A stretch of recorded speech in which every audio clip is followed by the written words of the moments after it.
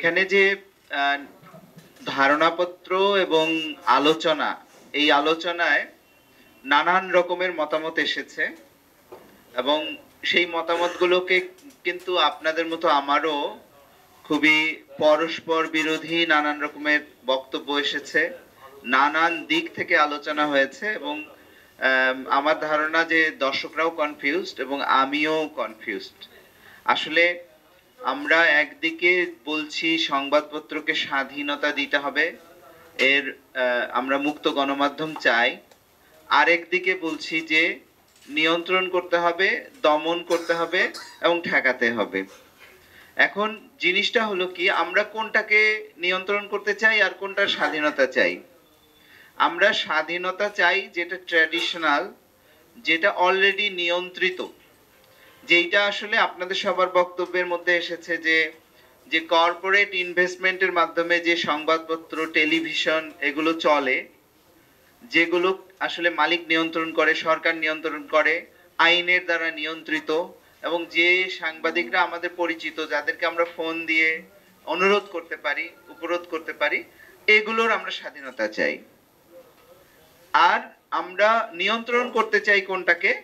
যাদেরকে আমরা চিনি না, যারা হলো একটা মোবাইল ফোন আর একটা বুম নিয়ে সাংবাদিকতা করে, যাদেরকে আমরা চিনি না, যারা আমাদের আওতার বাইরে, যারা কর্পোরেট যে ইনভেস্টমেন্ট সেটার উপরে নির্ভরশীল না, এবং যারা হলো নিজেদের মতো করে একটা মোবাইল ফোন আর একটা বুম দিয়ে সাংবাদিকতা চালিয়ে যাচ্ছে, এদেরকে আমরা কিন্তু কোনোভাবেই ফোন দিতে পারি না, অনুরোধ করতে পারি না, এবং তাদেরকে একটা আইনের আওতায় নিয়ে আসতে পারি না, বা কর্পোরেট পুঁজিও তাদের দরকার নাই। এই সাংবাদিকতা করার জন্য তাদের কিন্তু কোনো ইনভেস্টমেন্ট দরকার হয় না। এই যে যারা স্বাধীন, তাদেরকে আমরা কি করতে যাচ্ছি? নিয়ন্ত্রণ করতে চাই, ঠেকাতে চাই, বা তাদেরকে হলো আমরা একটা আমাদের আওতার মধ্যে আনতে চাই। এটা কিন্তু পরস্পর বিপরীত একটা বক্তব্য। আপনারা এই যে 2024 সালে আমরা অনেকেই অংশগ্রহণ করেছি, 2024 সালের যে গণঅভ্যুত্থান, এই সময়ের কথা, এটা কিন্তু খুব অতীত হয়ে যায়নি।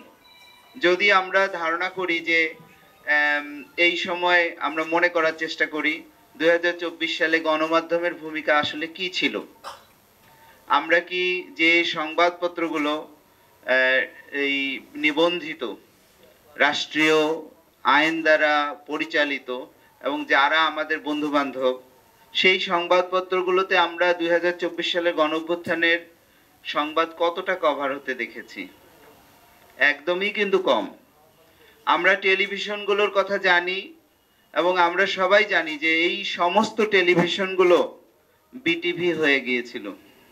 আপনারা কিন্তু সবাই জানেন যে 2024 সালে প্রত্যেকটা টেলিভিশন এগুলো হলো বিটিভি হয়ে গিয়েছিল। মানে এই গণঅভ্যুত্থানে কোনো নিউজ আমরা সেখানে প্রকাশিত হতে দেখিনি, প্রচারিত হতে দেখিনি।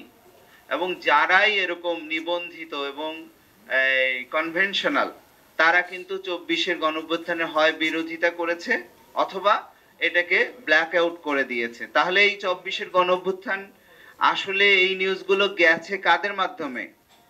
আজকে আমরা এই সভায় যাদের বিরুদ্ধে কিন্তু মানে খড়গহস্ত প্রত্যেকেই সেই ইউটিউবার, যারা দেশের মধ্যে দেশের বাইরে থেকে নানাভাবে কন্টেন্ট তৈরি করছিল, খবর দিচ্ছিল, যাদের উপরে আসলে সরকারের নিয়ন্ত্রণ ছিল না, তারাই কিন্তু এই সংবাদগুলো বিরামহীনভাবে আমাদের সামনে তুলে ধরেছে, এবং সেই সংবাদগুলো আমাদের যে আন্দোলনকারী তাদেরকে উৎসাহিত করেছে, এবং তারা কিন্তু এই সংবাদগুলোর মধ্য দিয়েই এই গণঅভ্যুত্থানকে সারা দেশে ছড়িয়ে দিয়েছে। যখন রংপুরে আবু সাইদ শহীদ হলো, তখন কিন্তু এই খবরটা সারা দেশে মুহূর্তের মধ্যে ছড়িয়ে গেছে। এটা কিন্তু কনভেনশনাল যে পত্র পত্রিকা, টিভি বা সংবাদপত্র, সে তার মধ্য দিয়ে আসলে আসেনি।